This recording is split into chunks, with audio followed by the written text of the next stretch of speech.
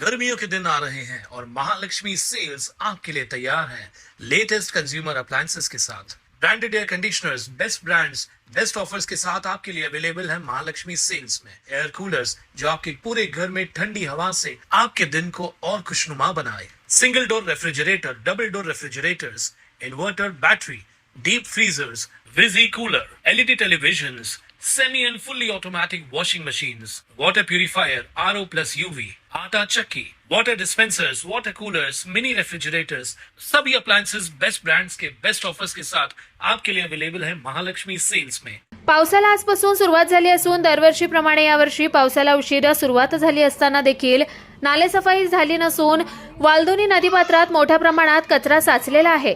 हा वालधुनी नदीतील कचरा आणि गाळ त्वरित न उचलल्यास हा कचरा अधिकाऱ्यांच्या कार्यालयात आणून टाकू असा इशारा कल्याण डोंबिवली महानगरपालिकेच्या प्रभाग क्रमांक 10 च्या शिवसेना नगरसेविका माया कांबळे यांनी दिलाय। यंदा पाऊस उशिरा सुरू झाला असून नालेसफाई करण्यासाठी कल्याण डोंबिवली महानगरपालिकेला पुरेसा अवधी मिळाला होता, मात्र तरी देखील केडीएमसी क्षेत्रात अनेक ठिकाणी नालेसफाई झाली नसून अनेक मोठे तसेच छोटे नाले कचऱ्याने भरलेत। असं असताना केडीएमसीच्या प्रभाग क्रमांक 10 मध्ये येणाऱ्या वालधुनी नदीपात्रात मोठ्या प्रमाणात कचरा साचलाय। मोठ्या पावसाने या ठिकाणी असलेल्या आजूबाजूच्या वालधुनी अशोकनगर वस्तीमध्ये पुराचं पाणी शिरतंय, त्यामुळे नागरिकांच्या घरात पाणी साचून नागरिकांना मोठ्या प्रमाणात त्रास सहन करावा लागतोय।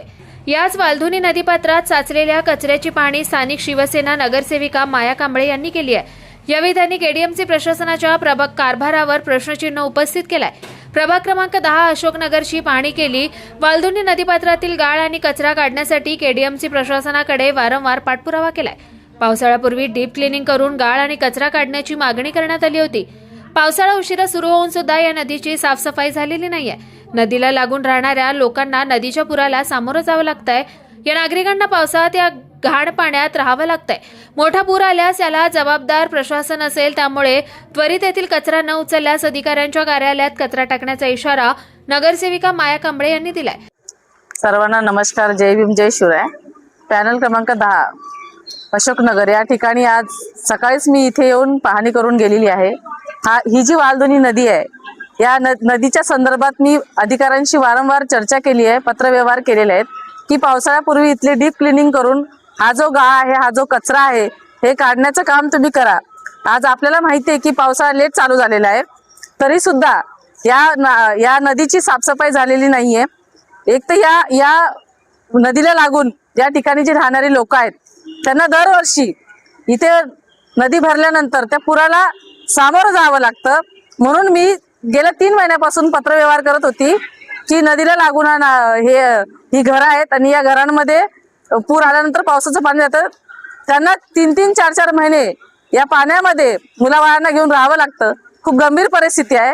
हे सांगून सुद्धा या प्रशासनाच्या अधिकाऱ्यांनी लेट केलेलं आहे। आज तुम्ही बघू शकता की तिथे किती गाळ आहे, त्या नदीमध्ये झाडं झुडपं आलेली आहेत।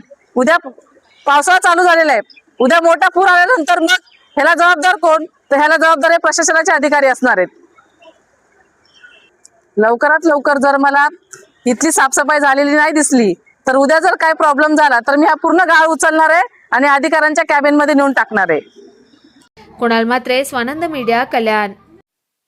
ताज्या घडामोडींसाठी स्वानंद न्यूजला सबस्क्राईब करा आणि बेल आयकॉनवर क्लिक करा।